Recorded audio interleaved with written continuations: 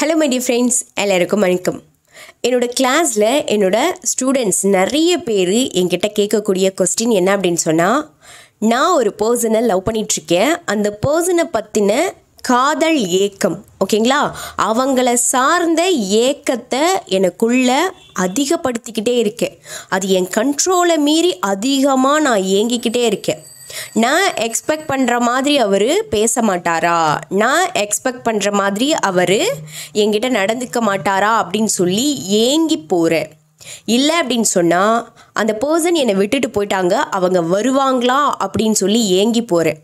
இந்த ஏக்கமே அதிகமாக எனக்குள்ள உருமாறி என்னை முழுக்க மன அழுத்தம், டிப்ரெஷனுக்குள்ளே என்னை கொண்டு போயிடுச்சு. இப்போ என்னால் வெளியிலேயே வர முடியல. ரெண்டாவது, அவங்க வந்தாதான், ஓகேங்களா, அவங்க என்னோடய லைஃப்பில் வந்தாதான் நான் இந்த மன அழுத்தத்திலேருந்து வெளியில் வருவேன்னு நான் நினைக்கிறேன். ஸோ அந்த ரீசன்னாலேயே அவங்க எனக்கு வரணும்னு நான் ஆசைப்படுறேன். இதற்கு ஏதாவது சொல்யூஷன் சொல்லுங்க அப்படின்னு கேட்குறாங்க.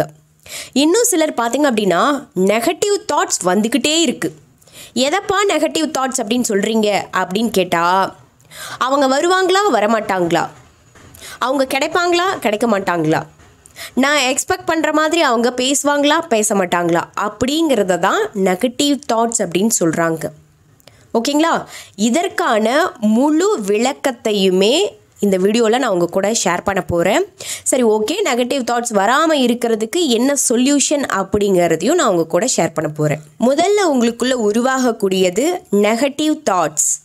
நெகட்டிவ் தாட்ஸ்லேயே ஒரு மனுஷன் 1 இயருக்கு இருந்தான் அப்படின்னு சொன்னால் பல ஆங்கிளில் பல ப்ராப்ளம்ஸ் க்ரியேட் ஆகும்.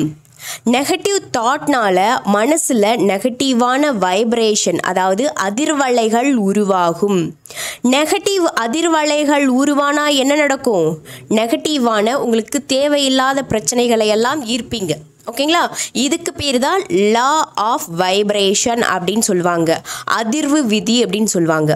நீங்கள் நெகட்டிவான விஷயங்களை பல ஆங்கிளில் இப்படி நடந்துருமோ அப்படி நடந்துருமோ அப்படின்னு யோசிக்க நீங்கள் யோசிச்சிட்டிங்க இல்லையா, அதனாலேயே உங்களுக்கு நெகட்டிவான விஷயங்கள் நடக்கும். நிறைய பேர் நினச்சிட்ருக்கீங்க, ஒரு செகண்டில் நான் பல ஆங்கிளில் யோசிக்கிறேன்ப்பா, நான் தான்மா இன்டெலிஜென்ட் அப்படின்னு நினச்சிட்ருக்கீங்க. ஆனால் அதில் பெரிய பிரச்சனை என்ன அப்படின்னா, நீங்கள் பல ஆங்கிளில் யோசிக்கும் பொழுது ஒரு வைப்ரேஷன் உருவாகும். அந்த வைப்ரேஷனுடைய லா என்ன அப்படின்னு சொன்னால், திரும்பவும் அந்த வைப்ரேஷனை கொடுக்கக்கூடிய நிகழ்வுகள் உங்கள் வாழ்க்கையில் நடக்கும். இதுக்கு பேர் தான் லா ஆஃப் வைப்ரேஷன். புரியுதுங்களா? ஓகே, வாழ்க்கையில் தொடர்ந்து பல அடிகள் விழும். அப்படி பல அடிகள் விழுந்தால் மன அழுத்தம் வரும். மன அழுத்தம் வந்தால் பல டிசீஸ் உங்களுக்கு வரும். அதாவது நோய்கள் அப்படின்னு சொல்லுவாங்க இல்லையா, உடல் உபாதைகள், அது என்ன நோயாவானாலும் இருக்கலாம். ஓகேங்களா, மன அழுத்தம் தான் ஒரு மனுஷனுக்கு பல நோயை உருவாக்கி கொடுக்க வகையில் இருக்குது அப்படின்னு சொல்லிட்டு பல சயின்டிஸ்ட்டும் சொல்லியிருக்காங்க. நானே கண்கூட பார்த்துருக்கேன். என்னுடைய கிளாஸில் வர ஸ்டூடெண்ட்ஸ்க்கு அடுத்தடுத்தது நிறைய பிரச்சனைகள் எல்லாம் வந்து தான் என்கிட்ட வராங்க. முதல்ல இது எங்கே ஆரம்பிச்சுது அப்படின்னு சொல்லி பார்த்தீங்கன்னா நெகட்டிவ் தாட். அந்த நெகட்டிவ் தாட் எதை சார்ந்து இருக்குது அப்படின்னு சொல்லி பார்த்தீங்கன்னா, ஒரு விஷயம் வேணும், அது கிடைக்கல, அது டிலே ஆகுது, என் கண் முன்னாடியே இருக்குது, ஆனால் என்னால் கையில் பிடிக்க முடியல, அதனால அது எனக்கு வேணும் அப்படிங்கிற ஏக்கம். புரியுதுங்களா? நெகட்டிவ் தாட்ஸே ஒரு ஏக்கத்தினால தான் உருவாகுது. அந்த ஏக்க நிலையை முதல்ல மாற்றணும். ஏக்கம் அப்படிங்கிறது என்ன? அதுவும் ஒரு வைப்ரேஷன் தான். ஸோ லா ஆஃப் வைப்ரேஷன் படி நீங்கள் ஏக்கம் சார்ந்த விஷயங்களை திங்க் பண்ணிகிட்டே இருந்தீங்க அப்படின்னா அடுத்தடுத்தது உங்கள் வாழ்க்கையில் நடக்கக்கூடிய எல்லா விஷயங்களுமே ஏக்கமாகவே தான் போய் முடியும். புரியுதுங்களா? இப்போ 15 வயசில் இருக்கக்கூடிய ஒரு சின்ன பையன் பார்த்திங்க அப்படின்னா எனக்கு மெசேஜ் பண்ணுறான், எனக்கு ஒரு பொண்ணை பிடிச்சிருக்கு, அந்த பொண்ணு பேசவே மாட்டேங்கிறா, எனக்கு ரொம்ப கஷ்டமாக இருக்குது, நான் ரொம்ப ஸ்ட்ரெஸ்ஸில் இருக்கேன் அப்படின்னு சொல்கிறான். என்னடா 15 வயசில் ஏக்கமாக இருக்கே அப்படின்னு யோசிச்சா, புரியுதுங்களா, 15 வயசில் ஏக்கம் சார்ந்த மனநிலை எதுக்கு வருது? ஓகேங்களா, அவன் என்ன பண்ணுவான் அப்படின்னா, அடுத்தது வேலை கிடைக்காம போகும், இந்த மாதிரியான வேலை கிடைச்சா பரவாயில்லையேன்னு ஏங்குவான். அதுக்கப்புறம் எல்லாருமே பணக்காரனாக இருப்பான், அவன் கூட படிச்சிருக்க எல்லாருமே பணக்காரனாக மாறிடுவான், இவன் மட்டும் பணம் இருந்தால் நல்லா இருக்குமே அப்படின்னு ஏக்கத்தை மட்டுமே கொடுத்துட்ருப்பான். புரியுதுங்களா எங்கே ஸ்டார்ட் ஆகுதுன்னு? ஸோ அதனால சின்ன வயசுல இருந்தே ஏக்கம் அப்படிங்கிற மனநிலையை விட்டுருங்க. ஏக்கத்தை விட்டு எனக்கு அது கிடைக்கும் அப்படிங்கிற ஹோப்பை மட்டும் அதிகப்படுத்துங்க. ஏக்கம் அப்படிங்கிற உணர்வும் உங்கள் மனசில் தான் உருவாகுது. அந்த ஏக்கம் அப்படிங்கிற அந்த உணர்வு உங்கள் மனசில் ஒரு வைப்ரேஷனை உருவாக்குது. அந்த வைப்ரேஷனுக்கு தகுந்த மாதிரி பல பிரச்சனைகளை உங்கள் வாழ்க்கையில் அந்த ஏக்கமானது கொடுத்துக்கிட்டே இருக்கும். சரிங்களா? ஸோ அதனால் நான் சொல்கிற விஷயத்த இன்னிலேருந்து ஃபாலோ பண்ண ஆரம்பிங்க. ஒரு நாளைக்கு 1 மணி நேரம், சரியாக 1 மணி நேரம் டைம் எடுத்துக்கோங்க. எதுவுமே பண்ண வேண்டாம். நான் முன்னொரு வீடியோவில் உங்ககிட்ட சொல்லியிருப்பேன், 1 மணி நேரம் மார்னிங் எழுந்திரிச்ச உடனே 5லேருந்து 6 மணிக்கு எதுவுமே பண்ணாதீங்க. உங்களுடைய தாட்ஸை மட்டும் கவனிங்க. டைம் ட்ராவல் பண்ணிக்கிட்டே இருக்கக்கூடிய உங்கள் மூளையோடைய தாட்ஸை மட்டும் கவனிச்சுக்கிட்டே இருங்கன்னு நான் சொல்லியிருப்பேன். ஓகேங்களா?